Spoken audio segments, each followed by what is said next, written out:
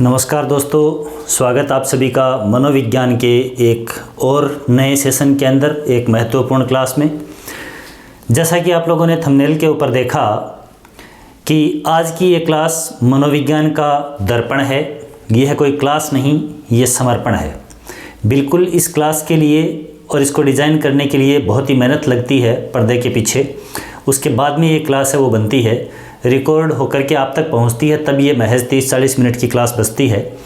लेकिन एग्ज़ाम में ये कितनी यूज़फुल हो सकती है और कितनी ही ये इसका अध्ययन करते वक्त ये कितनी आसान बन सकती है, इसका प्रयास पूरा यहाँ पर किया जाता है। पहले तो देखिए, व्यक्तित्व मापन ये एक महत्वपूर्ण टॉपिक बनता है, जिसके अंदर व्यक्तित्व का निर्धारण किस प्रकार से किया जाता है, किसी व्यक्ति का व्यक्तित्व है वो कैसा हो सकता है, किसी व्यक्ति के व्यक्तित्व में कौन कौन से कारक हैं वो प्रभावी हो सकते हैं, इफ़ेक्टिव हो सकते हैं।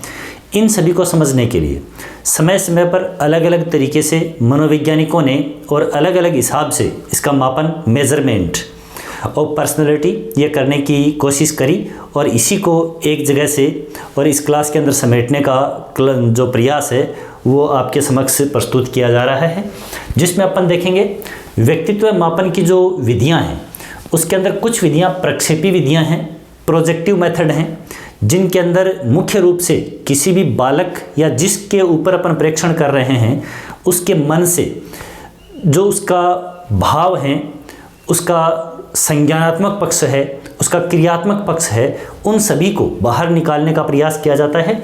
और दूसरी विधियां जैसे आत्मनिष्ठ या जिसको व्यक्तिनिष्ठ भी कहा जा सकता है, वस्तुनिष्ठ ऑब्जेक्टिव मेथड हैं, मनोविश्लेषणात्मक मेथड्स हैं, ये सभी जो हैं वो अप्रक्षेपी विधियों के अंतर्गत आती हैं। यहाँ अपन इस क्लास के अंदर मुख्य रूप से ये जो एक स्लाइड है, ये एक स्लाइड ही बहुत ही महत्वपूर्ण है, और ये यूँ मानिए कि यहाँ से ही एक प्रश्न दे करके जाएगी ये क्लास। उसके बाद अपन इस सेशन के अंदर और मुख्य रूप से आज की क्लास में प्रक्षेपी विधियों की चर्चा करेंगे, और नेक्स्ट एक सेशन और रहेगा, उसके अंदर बाकी सारी विधियाँ हैं वो संपन्न हो जाएंगी। पहले अपन इसकी ब्रीफ स्टडी देखते हैं कि किस प्रकार से और सारी विधियाँ हैं वो अपन एक ही स्लाइड के ऊपर इनको समेट सकते हैं। तो देखिए, प्रक्षेपी विधियां जो हैं वो मुख्य रूप से क्या करती हैं कि किसी भी जिसके ऊपर अपन व्यक्तित्व का अध्ययन कर रहे हैं, कोई भी परीक्षक या प्रेक्षक है जो अध्ययन कर रहा है, तो वो क्या करेगा, ऐसी परिस्थिति उत्पन्न करेगा जिससे कि सामने वाला जिस पर अध्ययन किया जा रहा है, कोई भी बालक है या कोई भी व्यक्ति है, तो वो सामने वाला अपने मन के विचार ऑटोमेटिक उस परिस्थितिवश अपने सामने अभिव्यक्त करे। इस अभिव्यक्ति के लिए परिस्थितियां हैं वो उत्पन्न करी जाती हैं। तो ये विधियां तो कहलाती हैं प्रक्षेपी विधियां। और बाकी सारी विधियां हैं उनके अंदर उस व्यक्ति ने पहले किस प्रकार का व्यवहार उसने सेट कर रखा है, उससे संबंधित कुछ प्रश्न पूछ करके या फिर कुछ कहानी लिखवा करके, या फिर अपन यूँ कह सकते हैं कि उसके विचार अभिव्यक्ति के द्वारा और अपन क्या करते हैं, व्यक्तित्व का निर्धारण करते हैं, व्यक्तित्व का मेजरमेंट करते हैं। सबसे पहले देखिएगा वर्गीकरण के अंदर देखते हैं तो प्रक्षेपी विधियां जो हैं उनके अंदर प्रक्षेपण शब्द मुख्य रूप से प्रोजेक्शन शब्द है। यह शब्द किसके द्वारा दिया गया, सिगमंड फ्राइड के द्वारा दिया गया।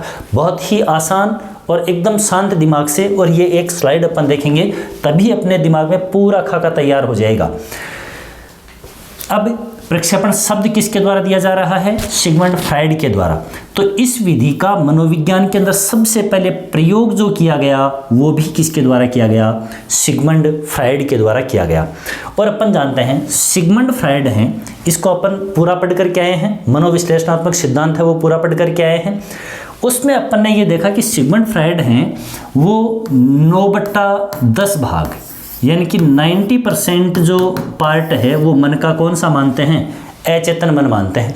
यानी अचेतन मन का बहुत बड़ा रोल व्यक्तित्व के अंदर मानते हैं कौन, सिगमंड फ्राइड। तो सिगमंड फ्राइड है, उनके द्वारा प्रक्षेपण विधि या प्रक्षेपी विधियां हैं, उनके अंदर व्यक्तित्व के कौन से पक्ष का अध्ययन करना मुख्य लक्ष्य रहेगा, तो अचेतन मन को जानना ही। और सिगमंड फ्राइड का क्या रहा, मुख्य यहाँ पर लक्ष्य रहा, मेन टारगेट रहा। अब मुख्य रूप से अपन देखते हैं तो ऐसी कौन कौन सी विधियां हैं जो प्रक्षेपी विधियों के अंतर्गत आती हैं। यहाँ से भी क्वेश्चन सीधा बनता है कि निम्न में से कौन सी विधि है वो प्रक्षेपण विधि नहीं है। ये विधियां इनमें से दे दी जाती हैं, कोई एक विधि अदर दे दी जाती है, या फिर इन विधियों के जो प्रतिपादक हैं या जो जनक हैं उनको मुख्य रूप से पूछ लिया जाता है। तो यहाँ पर IBT यानी इंक ब्लोट टेस्ट, शाही डब्बा परीक्षण। अब इस शाही डब्बा परीक्षण से पूर्व एक शब्द जुड़ता है ऑटोमेटिक, रोरसा शाही डब्बा परीक्षण। तो हरमन रोरसा के द्वारा ये विधि है वो डेवलप की गई उनके द्वारा। तो यहाँ प्रतिपादक कौन आते हैं? हरमन रोरसा। इंक ब्लॉट टेस्ट, शाही डब्बा परीक्षण। यहाँ पर शाही के डब्बे लगे हुए कुछ कागज होते हैं, कुछ कार्ड्स होते हैं, वो बच्चों को दिखाए जाते हैं और उसके आधार पर कहानी लिखने को कहा जाता है। उसके बाद में दूसरी विधि है TAT, ठीक है। यहाँ पर मुख्य रूप से थेमेटिक एप्रिसिएशन टेस्ट, ठीक है। यहाँ पर क्या रहेगा? मुख्य रूप से कहानी या प्रसंगात्मक अंतर्बोध परीक्षण, है प्रसंगात्मक अंतर्बोध परीक्षण, यानी किसी भी प्रसंग से संबंधित, किसी भी कथानक से संबंधित और परिस्थितियां उत्पन्न करवा करके और जो सामने वाला जिसके ऊपर परीक्षण किया जा रहा है उनके व्यक्तित्व की जांच या उसके व्यक्तित्व का परीक्षण करने की कोशिश की जाती है। और यह मुख्य रूप से किसके द्वारा प्रतिपादित है विधि? तो हेनरी मूरे के द्वारा। तो यहाँ पर यह आराम से याद रह जाएगा। प्रक्षेपी विधियाँ फ्रायड, आराम से याद रहेगा। इस क्लास के अंदर अपन इसको ना सिर्फ पढ़ेंगे, साथ ही साथ याद करेंगे कौन सी विधि का जनक या कौन सी विधि का प्रतिपादक कौन है, ये इसी स्लाइड से याद करेंगे। उसके बाद में अपन इन विधियों को अलग विस्तृत भी पढ़ेंगे। तो देखिए, ये तो विधि के नाम में ही रोरसा शाही डब्बा परीक्षण, तो आराम से याद हो जाएगा। हरमन रोरसा का इंक ब्लॉट टेस्ट, शाही डब्बा परीक्षण। इसके बाद में TAT, टैट, ठीक है, हेनरी मूरे, ऐसे याद रखेंगे। टैट मेरी, टैट मेरी याद रह जाएगा। TAT, ठीक है, थेमेटिक एप्रिसिएशन टेस्ट, हेनरी मूरे के द्वारा। इसके बाद में यहाँ पर CAT, यहाँ क्या रहेगा? मुख्य रूप से चिल्ड्रेन, ठीक है, बाल आत्मसंप्रत्यय परीक्षण, बाल आत्मसंप्रत्यय परीक्षण या बालक अंतर्बोधि परीक्षण। इसके अंदर क्या होता है? मुख्य रूप से वही इन सभी विधियों के अंदर मुख्य रूप से अलग अलग कार्ड्स हैं, वो बच्चों को दिए जाते हैं। कार्ड्स की संख्या अलग अलग होती है, ये संख्या अपन अगली स्लाइड्स के अंदर चर्चा करेंगे। यहाँ पर CAT कैट, कैट कैसी? ब्लैक, कैट ब्लैक, तो आराम से याद रह जाएगा। लियोपोल्ड बेलोक, है ना, लियोपोल्ड बेलोक, तो कैट ब्लैक आराम से याद हो जाएगा। रोरसा शाही डब्बा परीक्षण, रोरसा इंक ब्लॉट टेस्ट याद हो जाएगा। टैट मेरी, TAT टेस्ट किसके द्वारा? हेनरी मूरे के द्वारा। इसके बाद में चिल्ड्रेन एप्रिसिएशन टेस्ट, यानी कि बालक आत्मसंप्रत्यय या फिर अंतर्बोध परीक्षण, लियोपोल्ड बेलोक, कैट ब्लैक आराम से याद रहेगा। इसके बाद में SCT, सेंटेंस या स्टोरी, सेंटेंस या स्टोरी, किसी सेंटेंस को कंप्लीट करना है या फिर किसी स्टोरी के अंदर बीच में ब्लैंक्स हैं उनको कंप्लीट करने होते हैं, और उनको किस हिसाब से कौन से वर्ड चूज करता है सामने वाला, उन शब्दों की जो चयन है उसके आधार पर व्यक्तित्व का परीक्षण किया जाता है। तो यहाँ पर सेंटेंस या स्टोरी कंप्लीशन टेस्ट होता है पाइन या टेंडलर के द्वारा। तो स्टोरी कंप्लीट करने का टेंडर किसने लिया? है ना, स्टोरी कंप्लीट करने का टेंडर पाया किसने? तो इस प्रकार से यूं याद रह जाएगा। Story completion test, story complete करने का टेंडर पाया, ऐसे याद रह जाएगा, ठीक है ना। टेंडलर और पाइन यूं याद हो जाएंगे, तो नाम याद हो जाएंगे मुख्य रूप से। इसके बाद में अलग अलग इनके अंदर जो कार्ड्स हैं उनकी संख्या और किस प्रकार से टेस्ट किया जाता है, ये सभी चीज़ें हैं वो अपन आज की क्लास के अंदर देखेंगे। उसके बाद दूसरी आत्मनिष्ठ या व्यक्तिनिष्ठ, यानी कि अपने बारे में, स्वयं के बारे में और कुछ न कुछ लिखना होता है, अपने विचार हैं वो व्यक्त करने होते हैं इन सभी विधियों के अंदर, जिसके अंदर सामने वाला या तो परिस्थिति उत्पन्न करके विचार अभिव्यक्त करवाता है या फिर प्रश्नावली विधि के द्वारा प्रश्न पूछ करके। तो यहाँ पर देखिएगा, आत्मनिष्ठ या व्यक्तिनिष्ठ विधियाँ हैं, उनके अंदर पहली विधि है आत्मकथा विधि। आत्मकथा विधि मतलब खुद के बारे में लिखना, ठीक है, अपने जो अपनी जीवनी है उसके बारे में लिखना। इसके जो आदि जनक माने जाते हैं वो जॉन लोक माने जाते हैं। आदि जनक कौन है? जॉन लोक। लेकिन वर्तमान समय में यानी इसका आधुनिकीकरण जिनके द्वारा किया गया और वास्तव में जिनको जनक माना जाता है, फाउंडर माना जाता है, वो कौन माने जाएंगे? तो विलियम वुंट और इन्हीं के शिष्य टिचनर, ठीक है। तो याद रहेगा, आत्मकथा किसने? टिचनर और वुंट, ठीक है। आत्मकथा टीचर के द्वारा लिखी गई, ऐसे याद रख लेंगे, आत्मकथा टीचर के द्वारा लिखी गई। तो याद रह जाएगा वुंट इन्हीं के टिचनर के ही गुरु हैं। ठीक है, तो आत्मकथा विधि वुंट और टिचनर। फिर प्रश्नावली विधि, तो प्रश्नावली विधि है वो, इसके भी आदि जनक जो हैं वो कौन है, सुकरात हैं। कई जगह मुख्य रूप से ये चीज़ कंफ्यूज करती है कि प्रश्नावली विधि के लिए कई जगह सुकरात पूछते हैं, कई जगह वुडवर्थ पूछते हैं। तो यदि आदि जनक यानी कि प्रारंभिक फाउंडर पूछा जाए तब तो क्या है, सुकरात हैं। और यदि केवल शब्द आता है प्रश्नावली विधि के जनक कौन है, तो फिर क्या आएगा, वुडवर्थ आएगा। ठीक है, तो प्रश्नावली विधि किसके द्वारा, सुकरात और वुडवर्थ के द्वारा। उसके बाद में जीवनवर्थ या जीवन इतिहास या व्यक्ति इतिहास या जीवन गाथा विधि, यानी अपने जीवन के बारे में अपनी पूरी की पूरी जीवनी है वो बतानी होती है, किसके द्वारा, टाइडमैन के द्वारा।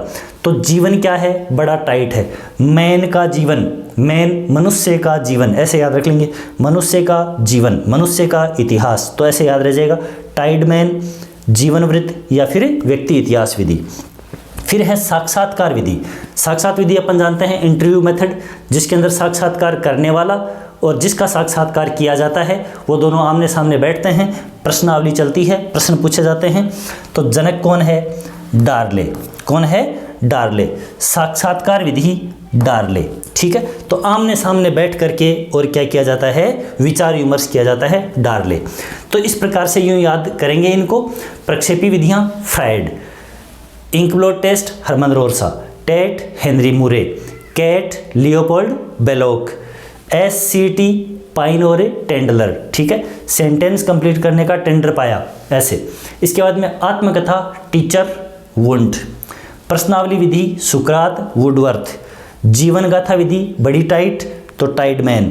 इसके बाद में साक्षात्कार डार्ले, साक्षात्कार के लिए टेबल डाल ले, है ना, टेबल बैठकर, टेबल मेथड, टेबल पे बैठ करके, है ना, आमने सामने बैठ करके, तो साक्षात्कार के लिए टेबल डाल ले, ऐसे डाल ले, यूँ इस प्रकार से याद रह जाएगा आराम से।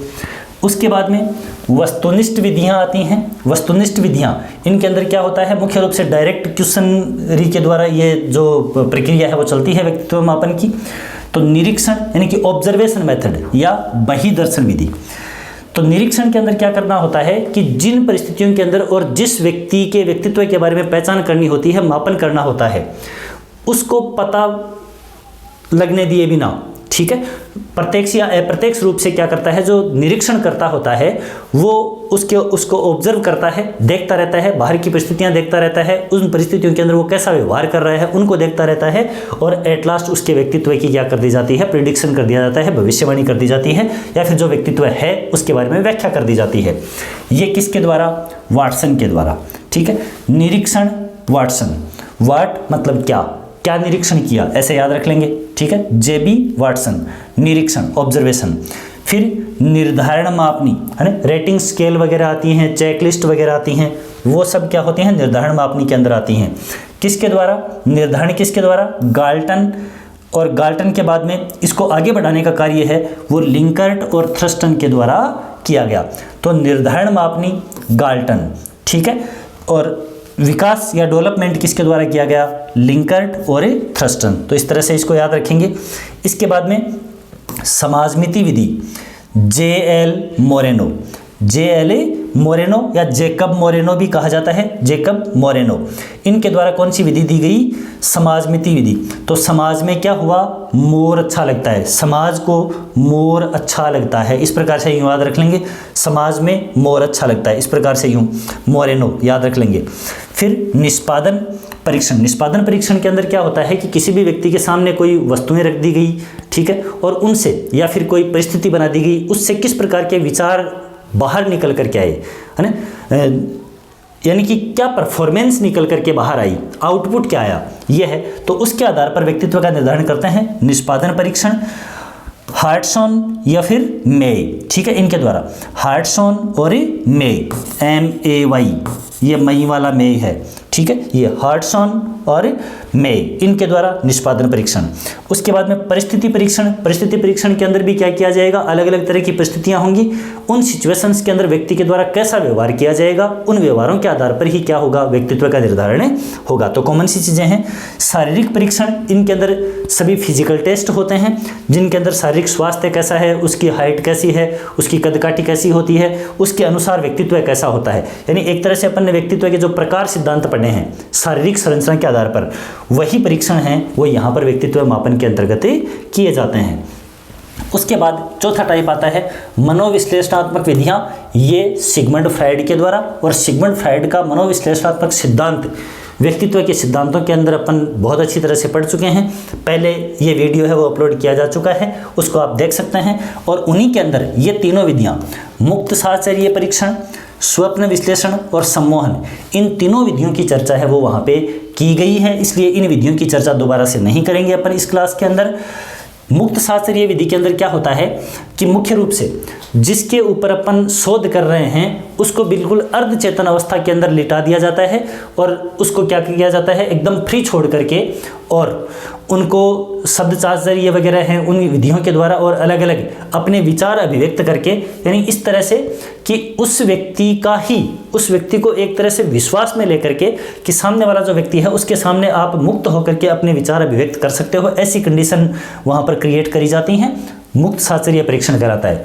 स्वप्न विश्लेषण, ये अचेतन मन की जानकारी के लिए बहुत ही अच्छी विधि है। स्वप्न विश्लेषण के अंदर भी कि कोई भी व्यक्ति है सपनों के अंदर किस प्रकार के विचार उसके अंदर आते हैं, एक स्वप्न देखने के लिए उसको कहा जाता है, और उसके बाद में सपने में जो कुछ देखा वो उसको अभिव्यक्त करने के लिए बोला जाता है, और जो अभिव्यक्ति उसकी रहती है उसके आधार पर व्यक्तित्व का निर्धारण होता है। सम्मोहन विधि, सम्मोहन विधि के अंदर तो मुख्य रूप से यही होता है कि जो शोध करता है या फिर व्यक्तित्व का मापन करता जो होता है, परीक्षक जो होता है, प्रेक्षणकर्ता जो होता है, वो सामने वाले को उसके विचारों को, उनके माइंड को इस तरह से वॉश करता है कि वो उसी के, यानी जो शोध करता है उसके द्वारा पूछे गए जो भी प्रश्न हैं उनको बिल्कुल सही सही बताता है। ठीक है, तो ये यहाँ पर सम्मोहन के अंदर उसी के ऊपर ये उससे प्रभावित होकर के और उसके सामने झूठे विचार हैं वो अभिव्यक्त नहीं किए जाते हैं, ऐसी कंडीशन है वो क्या होती है, सम्मोहन होती है। तो ये मुख्य रूप से सारी की सारी विधियां हैं वो व्यक्तित्व मापन के अंतर्गत रहेंगी। ठीक है, तो मैं समझता हूं कि इस चार्ट को देख लेने के बाद में और व्यक्तित्व मापन की जो विधियां हैं उनकी रीड है वो तो निकल करके आ चुकी है, यहीं पर कंकाल है वो तो पूरा का पूरा यहीं तैयार हो चुका है। अब अपने को केवल क्या करना है, उस कंकाल को अच्छी तरह से सजाना है, यानी विशेषताएं हैं वो देखनी है, और उसके बाद विधियां हैं वो आराम से क्लियर हो जाएंगी और एक क्वेश्चन हंसते हंसते दे करके जाएंगी। अब देखिएगा आगे अपन देखते हैं, यहाँ पर प्रक्षेपी विधियों की चर्चा अपन करेंगे मुख्य रूप से। तो व्यक्तित्व मापन की प्रक्षेपी विधियां, यानी कि जो प्रोजेक्टिव मेथड होती हैं जिसके अंदर जो अचेतन मन है उसकी बातें सामने लाई जाती हैं। जब अपन किसी भी व्यक्ति के सामने बार बार ऐसी सिचुएशन ला रहे हैं जिससे वो भले ही तो अट्रैक्ट हो रहा है या भले ही उनसे इरिटेट हो रहा है, होकर के वो क्या कर रहा है, अपने जो वास्तविक विचार हैं उनको बाहर रख रहा है। ठीक है, बार बार वही चीज़ जब सामने आएगी तो वो अपने वास्तविक विचारों को बाहर रखेगा। वास्तविक विचार मतलब जो अचेतन के अंदर जो दमित इच्छाएं हैं उनको वो बाहर रखेगा। तो उसके अध्ययन की ये सबसे महत्वपूर्ण विधियां होती हैं। सबसे पहले प्रक्षेपी विधियों की सामान्य सी जानकारी जो अपन पिछली स्लाइड के अंदर मेन जो अपनी स्लाइड रही उसमें भी देख के आए हैं। प्रक्षेपण शब्द है सिगमंड फ्राइड के द्वारा दिया गया। प्रक्षेपण विधि का सर्वप्रथम प्रयोग है वो भी सिगमंड फ्राइड के द्वारा 1896 के अंदर किया गया। उसके बाद में प्रक्षेपण शब्द का जो अर्थ है, प्रक्षेपण शब्द का मीनिंग है मेन वो क्या है, तो वो है आरोपण। आरोपण का मतलब ये है कि अपन किसी भी व्यक्ति या किसी भी बालक के सामने ऐसी सिचुएशन क्रिएट करेंगे, ठीक है, ऐसी परिस्थिति आरोपित करेंगे जिससे वो क्या करेगा, अपने विचारों को बाहर प्रक्षेपित करेगा, यानी बाहर अभिव्यक्त कर देगा। ठीक है, तो ये प्रक्षेपण शब्द का जो अर्थ है मेन वो क्या है, आरोपण है। इसमें क्या किया जाता है, आरोपण किस प्रकार से करेंगे अपन, सिचुएशन कैसे आरोपित करेंगे बालक के ऊपर। किसी भी बालक या जिसके ऊपर अपन जिसके व्यक्तित्व का शोध कर रहे हैं, बालक है वो किसी उत्तेजक परिस्थिति में अपने विचार या उसके भाव, उसके संवेग, उन सभी को क्या करता है, अभिव्यक्त करता है। और जो संवेग, जिस तरह की परिस्थिति उत्पन्न करी गई, उस परिस्थिति के अकॉर्डिंग जैसे संवेग उभर करके बाहर आए, उन संवेगों का विश्लेषण है वो शोधकर्ता के द्वारा किया जाता है और उनका विश्लेषण करके क्या कर दिया जाता है, व्यक्तित्व का निर्धारण या व्यक्तित्व का मापन कर दिया जाता है। तो यह विधि अचेतन मन को समझने के लिए क्या है, सबसे महत्वपूर्ण विधि है, यानी आंतरिक विचारों को बाहर प्रक्षेपित करवाने की ये सबसे इंपॉर्टेंट विधि है। आगे देखते हैं अपन प्रक्षेपी विधियों के अंतर्गत। तो देखिए प्रक्षेपी विधियां हैं, उनके अंदर पहला जो टेस्ट है वो क्या है, स्याही धब्बा परीक्षण या इंक ब्लॉट टेस्ट, IBT। अधिकांश चीजें हैं वो सारी की सारी उस स्लाइड के अंदर ही, मेन स्लाइड में ही कवर हो चुकी हैं। अब अपन देखते हैं इसके प्रवर्तक, ये विधि किसने दी, तो वही रोरसा स्याही धब्बा परीक्षण, हरमन रोरसा के द्वारा, जो मुख्य रूप से स्विट्जरलैंड के एक मनोचिकित्सक रहे हैं। इसके बाद में इस परीक्षण को, मेन चीज है ध्यान में रखें, इस परीक्षण को संस्कृति मुक्त परीक्षण के नाम से भी जाना जाता है। स्याही धब्बा परीक्षण का दूसरा नाम है संस्कृति मुक्त परीक्षण, है ना। स्याही से संस्कृति को जोड़ देंगे, है ना, और धब्बा क्या करवा लेंगे, मुक्त करवा लेंगे, छुड़ा लेंगे, है ना। तो ऐसे याद कर सकते हैं, कनेक्ट करने के लिए किसी भी तरह से अपन इसको जोड़ सकते हैं और जोड़ करके याद रख सकते हैं। मेन अपना टारगेट ये है कि एग्जाम के अंदर क्वेश्चन गलत नहीं होना चाहिए, चाहे अपन कैसे ही इसको कनेक्ट करें, कैसे ही जोड़ें। तो स्याही धब्बा परीक्षण, स्याही की संस्कृति का धब्बा मुक्त करवाना है, ठीक है। तो संस्कृति मुक्त परीक्षण। अब मेन चीज जहां से क्वेश्चन बहुत बार पूछा जाता है, क्या है कि जो स्याही धब्बा परीक्षण है उसके अंदर कुल कार्ड्स की संख्या कितनी होती है, 10 होती है। टोटल कितने कार्ड दिए जाते हैं, 10 कार्ड दिए जाते हैं। परीक्षण है वो 10 कार्डों के आधार पे होता है। इन 10 कार्डों के ऊपर अलग अलग स्याही के धब्बे बने हुए होते हैं, चित्र बने हुए होते हैं। इनमें से देखो 5 कार्ड हैं वो ब्लैक एंड व्हाइट होते हैं, रंगीन नहीं होते, ब्लैक एंड व्हाइट। 2 कार्ड जो हैं वो व्हाइट, ब्लैक और रेड, सफ़ेद, काले और लाल, इनका मिश्रण होते हैं। और 3 कार्ड हैं उनमें काफ़ी सारे रंग हैं वो मिक्स हो सकते हैं। तो मुख्य रूप से ध्यान में रखेंगे 5 black and white, 2 black white red यानी कि लाल कलर, ये 2 में, लाल 2 में, केवल ब्लैक एंड वाइट 5 में, और 3 है वो रंगीन कार्ड, यूँ याद रख सकते हैं, रंगीन कार्ड। तो 5 और 2 7 और 3 10, टोटल कितने कार्ड होते हैं, 10 कार्ड होते हैं। ये चीज़ ध्यान रखने वाली है, इनमें से क्वेश्चन पूछा जाता है एग्जाम के अंदर। अब देखिएगा आगे क्या करते हैं, बारी बारी से जिसके व्यक्तित्व का मापन करना है, बारी बारी से एक एक करके कार्ड है वो व्यक्ति को दिखाया जाता है परीक्षणकर्ता के द्वारा। अब कार्ड दिखा करके बालक या जिसके भी व्यक्तित्व का टेस्ट करना होता है, उस कार्ड के आधार पर कि उसमें कार्ड में क्या क्या देखा, कार्ड की सिचुएशन क्या थी, है ना, इनको देख करके और कैसे विचार अभिव्यक्त किए वो प्रतिक्रिया पूछी जाती है, और उसी प्रतिक्रिया के आधार पर व्यक्तित्व का मापन कर लिया जाता है। तो मुख्य रूप से ध्यान में रखें 10 कार्ड, 10 में से 5 black and white, 2 black white red, ठीक है, और जो शेष 3 बच गए वो क्या हैं, कलर्ड है, वो क्या हैं, रंगीन है। तो इस तरह से टोटल कितने हैं, 10 कार्ड हैं। अब मेन चीज़, यह विधि जो है वो व्यक्तित्व मापन के लिए किन के लिए प्रयुक्त करी जाती है, ये एज ग्रुप भी पूछा जाता है। तो 13 से लेकर के 19 वर्ष के किशोरों हेतु, 13 से 19 वर्ष के किशोरों के लिए ये विधि है वो क्या होती है, प्रयुक्त होती है। इसके बाद में जो ये विधि है मुख्य रूप से हरमन रोरसा के द्वारा दी गई, जो स्विट्जरलैंड के थे, लेकिन इसका भारतीय संस्करण, भारतीय परिस्थितियों के अंदर इस विधि को तैयार करने का जो श्रेय जिसको जाता है तो वो है हरशंकर अस्थाना, हरशंकर अस्थाना, है ना। भारतीय संस्करण में आस्था, ऐसे याद रख लेंगे, है ना। हरमन रोरसा की भारतीय संस्कृति में आस्था, इंक ब्लॉट टेस्ट की भारतीय संस्कृति में आस्था, ऐसे करके याद रख लेंगे। हरशंकर अस्थाना भारतीय संस्करण तैयार इनके द्वारा किया गया। क्या होता है इसके अंदर, मुख्य रूप से वो 10 कार्ड बारी बारी करके दिखाएंगे, व्यक्ति या बालक जिसके ऊपर परीक्षण किया जाना है उसकी प्रतिक्रिया के आधार पर, बालक की प्रतिक्रिया के आधार पर उसके ज्ञानात्मक पक्ष, भाई चित्र को देख करके और उस चित्र के बारे में, उस परिस्थिति के बारे में वो कितना जानता है, ये ज्ञानात्मक पक्ष। भावात्मक, देख करके उसके कैसे विचार प्रकट हुए, और क्रियात्मक, उन चित्रों को देख करके और उसने उसके मन में किस प्रकार की एक्टिविटी क्रिएट हुई, है ना। तो ज्ञानात्मक, भावात्मक और क्रियात्मक, इन पक्षों को जानने के अंदर यह विधि वह है सहायक होती है। अब उसके ज्ञानात्मक, भावात्मक और क्रियात्मक पक्षों को देखा तो देखने से उसमें क्या कमी रह गई, उस कमजोरी का पता लगाना। कमजोरी का पता लगाना क्या है? निदान है। तो निदान करने के अंदर भी ये विधि प्रयुक्त होती है। अब जिस कमजोरी का पता लगा लिया तो उस कमजोरी को दूर करने के लिए क्या किया जा सकता है? ये क्या है? उपचार। और दूर करने के लिए क्या किया जा सकता है, क्या करें, इसका डायरेक्शन देना, वो क्या है? निर्देशन है।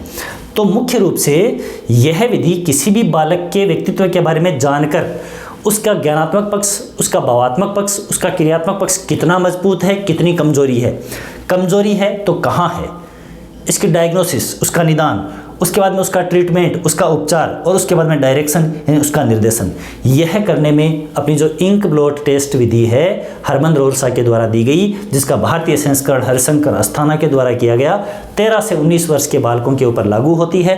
10 कार्ड होते हैं, 10 में से 5 ब्लैक एंड वाइट होते हैं, 2 रेड कलर उसमें ब्लैक एंड वाइट के साथ मिलता है और जो 3 हैं वो कलरफुल होते हैं, रंगीन होते हैं। ऐसे 10 कार्ड है वो इंक ब्लॉट टेस्ट के अंदर दिए जाते हैं 13 से 19 वर्ष के किशोरों के लिए। ये 13 किशोरावस्था, टीन एज बोलते हैं, तो ये 13 to 19 यही होती है ये, ठीक है। तो इस उम्र एज ग्रुप के बालकों को ये दिया जाता है। अब अपन दूसरा देखते हैं, प्रसंग या विषय अंतर्बोध, है ना, प्रसंगात्मक, थेमेटिक, यानी कि मुख्य रूप से कोई टॉपिक है, विषय वस्तु है, उस विषय के बारे में और किस प्रकार की जानकारी को सामने वाला रखता है ना। तो विषय या प्रसंगात्मक अंतर्बोध परीक्षण, थेमेटिक एप्रिसिएशन टेस्ट, ठीक है, TAT। अब ये टेट मेरी, HA हेनरी ए मूरे के द्वारा ये टेस्ट दिया गया, प्रवर्तक ये थे।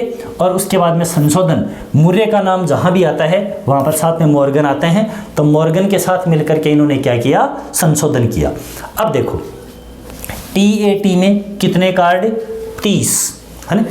T से, थेमेटिक से, और क्या याद रख लेंगे? 30 याद रख लेंगे। थेमेटिक से 30 कितने कार्ड? 30 कार्ड होते हैं, अलग अलग 30 चित्र होते हैं जो सामूहिक रूप से स्त्री पुरुष के चित्र होते हैं, ठीक है। अब इन 30 में 10 कार्ड हैं, उनके ऊपर पुरुषों के चित्र बने हुए होते हैं, 10 के ऊपर स्त्रियों के चित्र बने हुए होते हैं और 10 कार्ड ऐसे होते हैं जिनके ऊपर दोनों के चित्र बने होते हैं, ठीक है। तो टोटल कितने कार्ड? TAT में 30 कार्ड, TAT 30, ऐसे याद रख लेंगे, TAT 30, ठीक है। तो थेमेटिक एप्रिसिएशन टेस्ट के अंदर यानी कि विषय या प्रसंगात्मक अंतर्बोध परीक्षण के अंदर टोटल 30 कार्ड हैं जिसके ऊपर स्त्री पुरुषों के चित्र होते हैं। स्त्री पुरुषों के चित्रों में से 10 पे केवल पुरुषों के, 10 पे केवल स्त्रियों के और 10 के ऊपर दोनों के। तो टोटल कार्ड कितने हो गए? 30। ये 30 कार्ड हैं, उनके ऊपर तो चित्र बने हुए होते हैं, प्लस एक कार्ड है वो ऐसा होता है जो सादा होता है, ब्लैंक कार्ड होता है। और इस सादे कार्ड पर इन 30 कार्डों में से मैक्सिमम 19 कार्ड इनमें से और एक ये 20 कार्ड किसी एक व्यक्ति को दिए जाते हैं, आगे देखेंगे उनको भी अपन। तो उन 19 कार्ड को देख करके बीच में इस एक कार्ड के ऊपर कुछ कहानी लिखने को दी जाती है।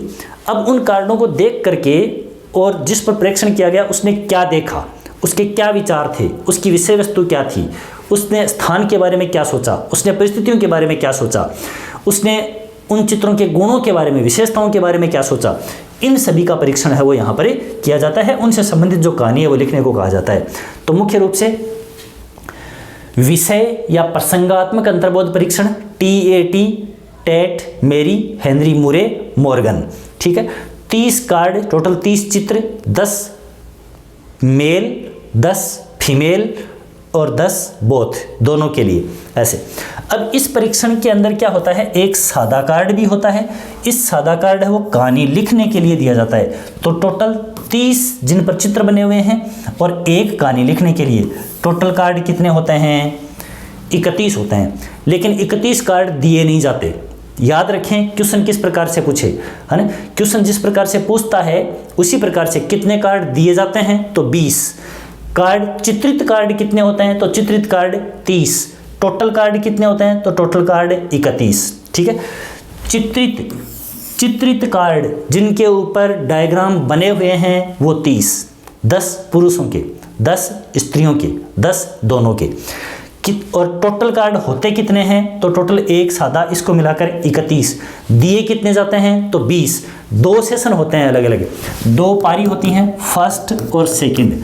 फर्स्ट में 10 कार्ड दिए जाएंगे, चाहे इनमें से कोई से भी 10 दे दिए जाएं 30 में से। सेकंड में 9 इनमें से प्लस 1 सादा कार्ड, ऐसे करके ये 10, टोटल 10 और 10 कितने दिए जाते हैं, अधिकतम 20 कार्ड दिए जाते हैं। आगे देखो परीक्षण के लिए क्या होगा, तो इस विधि में एक व्यक्ति को अधिकतम 20 कार्ड ही दिए जाते हैं। टोटल होते कितने हैं, 30 कार्ड चित्रित प्लस 1 सादा, 31 होते हैं। उनमें से कितने दिए जाते हैं, 20 ही दिए जाते हैं। 20 कैसे कैसे दिए जाते हैं, 2 पारियों में टेस्ट होता है, ठीक है।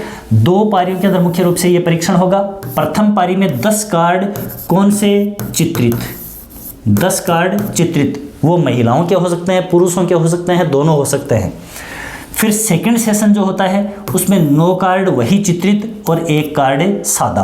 टोटल कितने, 10 कार्ड सेकंड पारी में, 10 कार्ड फर्स्ट पारी में, टोटल कितने हो गए, 20 कार्ड हो गए। ये प्रेक्षणकर्ता के द्वारा और जिसका प्रेक्षण किया जा रहा है, जिसके व्यक्तित्व का मेजरमेंट किया जा रहा है, उसको दिया जाएगा। यह टेस्ट 14 वर्ष से अधिक आयु के, ठीक है, 14 वर्ष से अधिक आयु के जो बालक होते हैं उनको ये कार्ड है वो दिए जाते हैं, ठीक है। वहाँ अपन ने हरमन रोर सवाले के अंदर देखा था 13 से 19, जबकि ये क्या है, 14 वर्ष से अधिक आयु के बालकों हेतु ये कार्ड बने होते हैं।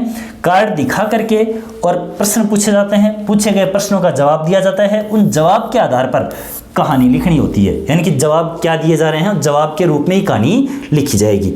अब उस कहानी को जो परीक्षण करता है, परीक्षक है, वो उस कहानी का विश्लेषण करेगा और विश्लेषण करके परीक्षक के द्वारा व्यक्तित्व की व्याख्या की जाती है कि जिसका ऑब्जर्वेशन किया गया, जिस बालक को ये कार्ड दिए गए, उसका व्यक्तित्व कैसा है, इसका मेजरमेंट किया जाएगा, इसका मापन किया जाएगा। तो ये बहुत ही इंपॉर्टेंट मेथड, ठीक है, जिसके अंदर TAT थेमेटिक एप्रिसिएशन मेथड या टेस्ट, जिसके अंदर मुरे और मॉर्गन 14 वर्ष से अधिक आयु के बालक 30 कार्ड 10 के ग्रुप में, 1 सादा कार्ड, अधिकतम 20 दिए जाते हैं। फर्स्ट सेशन के अंदर 10 कार्ड चित्रित, सेकंड सेशन में 9 + 1। उम्मीद करता हूँ कभी नहीं भूलेंगे इस विधि को आज के बाद। इसके बाद में अपन देखते हैं, तो देखिएगा बालक अंतर्बोध परीक्षण, परीक्षक नहीं है, परीक्षण है, टेस्ट, ठीक है। बालक अंतर्बोध परीक्षण, children appreciation test, CAT, cat कैसी, ब्लेक, नाम याद रह जाएगा। प्रवर्तक लियोपोल्ड बेलोक, ठीक है। 3 से 10 वर्ष के बालकों के लिए ध्यान रखने वाली बात है, 3 से 10, देखिए अलग अलग हैं। IBT, इसके बाद में TAT, इसके बाद में ये अपना आ गया CAT। यहाँ पर 13 से 19, यहाँ पर मोर देन 14, यानी कि 14 से अधिक वर्ष के, 14 से अधिक वर्ष के, ठीक है। और यहाँ पर CAT कितना, 3 से 10 वर्ष के बालक, तो याद रह जाएगा। यूँ एक साथ जो भी चीज़ कंफ्यूज करती है उसको एक साथ लिखें, एक साथ लिखकर कंपेयर करें, आराम से याद हो जाएगा। अब मुख्य रूप से इसके अंदर जो बात थी वो क्या थी कि 10 कार्ड थे, है ना। यही 10 कार्ड हैं वो किसके अंदर थे, इंक ब्लॉट टेस्ट के अंदर भी थे। 10 कार्ड इंक ब्लॉट टेस्ट इसके अंदर भी थे, जिसके अंदर ब्लैक एंड वाइट थे 5, 2 थे ब्लैक वाइट रेड और 3 थे रंगीन। यहाँ भी 10 कार्ड हैं, लेकिन ये 10 कार्ड हैं वो किसके हैं, 10 कार्ड जानवरों से संबंधित हैं, 10 कार्ड जानवरों से संबंधित हैं।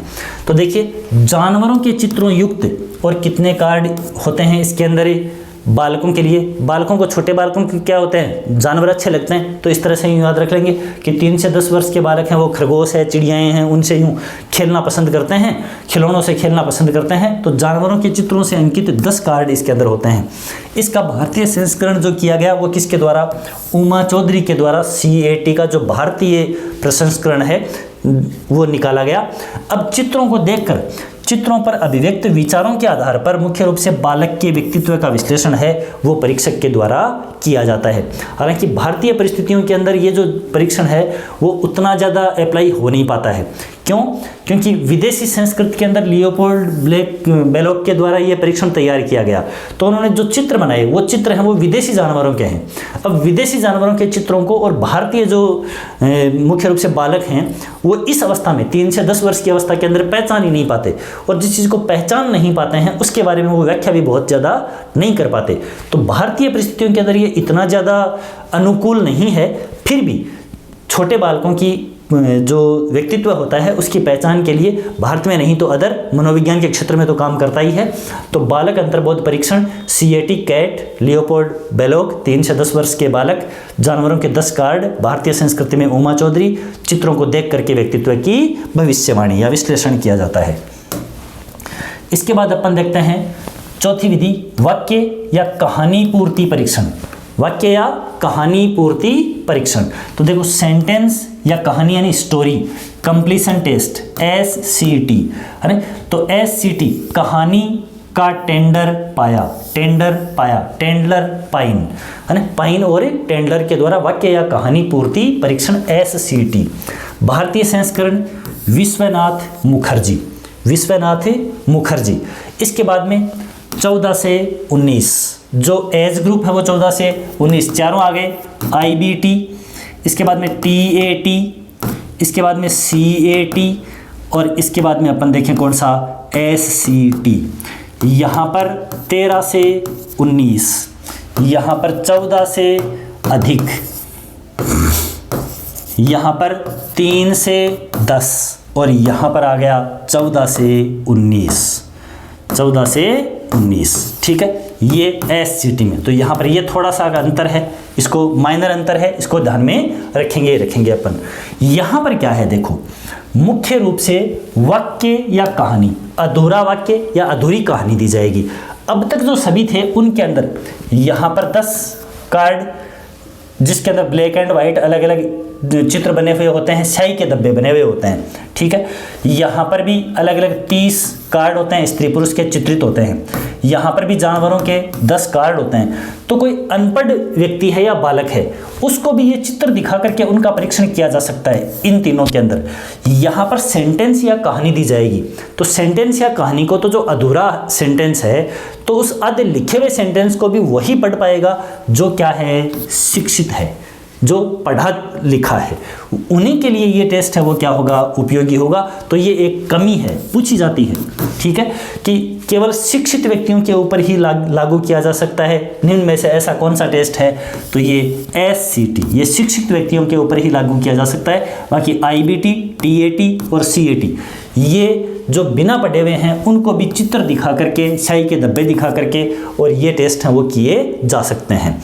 तो ये मुख्य रूप से अपना क्या रहेगा, वाक्य पूर्ति परीक्षण रहेगा। वाक्य के अंदर जो भी खालिस्तान छोड़ दिया गया, उस खालिस्तान में जो शब्द लिखा गया, जो विचार लिखे गए, उन विचारों के आधार पर ही क्या किया जाता है, व्यक्तित्व का निर्धारण या व्यक्तित्व का मेजरमेंट कर लिया जाता है। तो ये तो थी मुख्य 4 विधियां जो प्रक्षेपी विधियां हैं। इसके अलावा कुछ 2-3 विधियां और भी हैं, अन्य प्रक्षेपी विधियां हैं जिनके बारे में भी मुख्य रूप से थोड़ा थोड़ा जान लेना अपने लिए जरूरी है। तो शब्द साहचर्य विधि, शब्द साहचर्य विधि गाल्टन के द्वारा, किसके द्वारा, गाल्टन के द्वारा। गाल्टन ने 75 शब्दों की सूची दी और युंग जो हैं इन्होंने इसी का सहयोग करते हुए 100 शब्दों की सूची दी। अब मुख्य रूप से क्या होता है कि जो व्यक्ति है उस व्यक्ति के सामने कुछ शब्द रखे जाते हैं और उन शब्दों के बारे में, शब्दों के ऊपर कुछ बोलने को कहा जाता है। ठीक है, अब किसी भी शब्द के बारे में व्यक्ति ने क्या बोला, नेगेटिव बोला, पॉजिटिव बोला, उसके आधार पर उसके व्यक्तित्व का विश्लेषण या उसका मापन है वो किया जाता है। तो कुछ शब्द उसके सामने, व्यक्ति के सामने रख करके और उन शब्दों के ऊपर उसके संवेग या उसकी मनोदशा यानी उसका मानसिक विकास किस प्रकार का हुआ है, किस प्रकार के विचार उसके हैं, उन दशाओं का पता लगाया जाता है। और उसी के आधार पर मुख्य रूप से किसी में कोई मनोविकृति है ना, मनोविकृति मानसिक रोग है या उसकी आपराधिक प्रवृत्ति है, यानी कि कैसा विचार आता है या फिर संतुलित व्यक्तित्व उसका झलकता है, इन सभी का पता लगाया जाता है इन शब्दों के माध्यम से। तो ध्यान में रखेंगे, शब्दों के साथ से शब्द साहचर्य परीक्षण किसके द्वारा, गाल्टन के द्वारा 75 शब्द और युंग के द्वारा कितने शब्दों की सूची बनाई गई, 100 वर्ड्स यानी कि 100 शब्दों की सूची बनाई गई। इन शब्दों के साथ में शब्द सामने वाले को दिए जाएंगे, शब्द के ऊपर अपने विचार अभिव्यक्त करने को कहा जाएगा। तो उन शब्दों के सहयोग से क्या किया जाता है, व्यक्तित्व का परीक्षण किया जाता है। उसके बाद अपन देखते हैं तो खेल व नाटक विधि। तो खेल और नाटक विधि JL मोरेनो, ठीक है। समाजमिति विधि भी इसी के अंदर आता है, समाज में मोर, है ना, समाज में मोर, और यहाँ पर भी खेल और नाटक किसने दिखाया, मोर ने, ठीक है। तो ये समाजमिति विधि जो आती है आगे अप्रक्षेपी विधियों के अंतर्गत आएगी, आत्मनिष्ठ विधियों के अंतर्गत आएगी, तो उसके अंदर भी अपन समाजमिति विधि को देखेंगे JL मोरेनो के द्वारा, और खेल और नाटक विधि है वो भी किसके द्वारा, JL मोरेनो या जैकब मोरेनो के द्वारा। इसके बाद में एक आती है चित्रकुंठा परीक्षण। चित्रकुंठा परीक्षण यानी कि चित्र दिखाया जाएगा, चित्र को देख करके और जिस पर अपन टेस्ट कर रहे हैं व्यक्तित्व का, वो अपनी कुंठा अभिव्यक्त करेगा या अपनी खुशी अभिव्यक्त करेगा, उसके आधार पर व्यक्तित्व का परीक्षण करवाया जाएगा, ठीक है। कुंठा रोज, है ना, रोज रोज की कुंठा, है ना, तो उसको क्या करना है, दूर करना है, रोजेन विंग, याद रह जाएगा। रोज रोज की कुंठा को अलग कर देना है, विंग लगाकर, पंखुड़ियां लगाकर उड़ा देना है, रोजेन विंग चित्र कुंठा परीक्षण। पिक्चर फ्रस्ट्रेशन टेस्ट PFT, ठीक है। तो PFT रोजेन विंग, इसमें क्या होते हैं, 24 कार्ड्स होते हैं, ठीक है। 24 कार्ड जिसके अंदर 12 स्त्रियों के लिए होते हैं और 12 पुरुषों के लिए, यानी स्त्रियों के ऊपर जब परीक्षण किया जाता है तो उनको अलग 12 कार्ड दिए जाते हैं, और पुरुषों के ऊपर अगर उनकी कुंठा को अभिव्यक्त करवाने का कार्य किया जाता है तो उनको अलग से 12 जो चित्र हैं वो दिखाए जाते हैं, कार्ड हैं वो दिए जाते हैं। इसका भारतीयकरण है वो डॉक्टर उदय पारिक के द्वारा किया गया, डॉक्टर उदय पारिक, ठीक है। तो कुंठा का उदय, कुंठा का उदय, चित्रकुंठा परीक्षण भारतीयकरण किसके द्वारा, उदय पारिक के द्वारा किया गया। तो ये भी यहाँ पर ये नाम इंपॉर्टेंट है, चित्रकुंठा परीक्षण रोजेन विंग, दिया किसके द्वारा, कार्ड कितने, 24। इसके बाद अपन देखते हैं अंतिम विधि जो प्रत्यक्ष विधियों के अंदर अभिव्यक्ति परीक्षण, अभिव्यक्ति परीक्षण मेकओवर, ठीक है। अपने यानी कि मुख्य रूप से तो सभी में ही अभिव्यक्ति हो रही है मुख्य रूप से, लेकिन नाम जब आता है पर्टिकुलर अभिव्यक्ति परीक्षण आता है तो किसके द्वारा, प्रवर्तक कौन है, मेकओवर, चित्रात्मक अभिव्यक्ति, यानी इसमें औरों में तो चित्र दिखाए गए, यहाँ पर क्या होता है कि कुछ सिचुएशन या कुछ वक्तव्य दिए जाते हैं, कुछ क्वेश्चन दिए जाते हैं, उन क्वेश्चंस का आंसर है वो चित्रों के आधार पर अभिव्यक्त करना होता है, ठीक है। तो चित्रात्मक अभिव्यक्ति बालक के द्वारा की जाती है और उसके आधार पर बालक के व्यक्तित्व का मापन किया जाता है। यानी बालक को यूं दिया जाएगा कि ऐसी ऐसी सिचुएशन है, जंगल के अंदर जैसे एक शेर है वो नदी के किनारे खड़ा है, दूसरे किनारे के ऊपर एक बकरी खड़ी है, अब वहाँ पर उनको अलग अलग जगह से होते हुए निकलना है, क्रॉस करना है, कैसे क्रॉस करेंगे, बकरी कैसे बचेगी, अब उसका एक चित्रण करना है, चित्र बना करके समझाना है कि किस प्रकार से वो बकरी बच करके और निकल करके जाएगी, या किस प्रकार से शेर है वो उसका शिकार कर लेगा कि नहीं कर लेगा। अब उस घटना को चित्रात्मक रूप से व्यक्त करना है, अभिव्यक्ति परीक्षण किसके द्वारा, मेकओवर के द्वारा। तो ये अपनी विधियाँ, प्रक्षेपी विधियाँ, जिसके अंदर 4 मुख्य मेथड अपन ने, इंक ब्लॉट टेस्ट, TAT, ठीक है, TAT के अंदर प्रसंग है, उसका प्रसंग अंतर्बोध या फिर मुख्य रूप से अपन कहेंगे विषय अंतर्बोध परीक्षण, TAT मूरे के द्वारा, मॉर्गन ने उसका आधुनिकीकरण किया। उसके बाद में अपन देखते हैं तो CAT चिल्ड्रेंस वाला बाल अंतर्बोध परीक्षण, ये किसके द्वारा, लियोपोल्ड बेलोक के द्वारा। और उसके बाद में अपन देखते हैं चौथी मेन विधि जो है SCT सेंटेंस कंप्लीशन टेस्ट, तो ये टेंडलर पाइन, आराम से हो जाएंगे याद। और उसके बाद में ये 4 विधियां अलग अलग, चित्रकुंठा विधि है, अभिव्यक्ति विधि है, मुक्त शास्त्रीय शब्द शास्त्रीय विधि है। तो इन विधियों को अच्छी तरह से अपन ने आज यहाँ पर कंप्लीट किया, और अगले एक ही सेशन के अंदर और व्यक्तित्व की शेष रही सभी विधियां हैं वो कंप्लीट हो जाएंगी। जो मनोविश्लेषणात्मक चौथे टाइप की विधियां हैं वो तो ऑलरेडी कंप्लीट हो चुकी हैं, तो 2 ही अपने को आत्मनिष्ठ विधियां जो हैं वो देखनी है और वस्तुनिष्ठ विधियां हैं वो देखनी है। 2 टाइप की विधियां हैं वो देखनी है। लेकिन क्वेश्चन यहाँ जो आज के सेशन में अपन ने विधियां देखी हैं उन विधियों से बनने की 100% संभावना रहती है। इसलिए आज की क्लास को बिल्कुल तसल्ली से उम्मीद करता हूँ कि पढ़ लेने के बाद में आपको ये इस क्लास से संबंधित कोई भी क्वेश्चन है वो आपका गलत नहीं होगा। मिलते हैं एक और नए सेशन के साथ में। तब तक अगर आपको चैनल के ऊपर दी गई सामग्री कंटेंट अगर पसंद आता है तो चैनल को सपोर्ट करने के लिए सब्सक्राइब ज़रूर करें, अपने दोस्तों के साथ मित्रों के साथ शेयर करें ताकि सबका लाभ, इस सेशन का लाभ है वो सबको मिल सके। इन्हीं उम्मीदों के साथ और आपकी तैयारी और भी अच्छी हो, सुदृढ़ हो, उनके अंदर मेरा तनिक भी अगर सहयोग रहा तो मेरा प्रयास है वो कारगर होगा। इन्हीं उम्मीदों के साथ में मिलते हैं फिर से एक नए सेशन के अंदर। Thank you.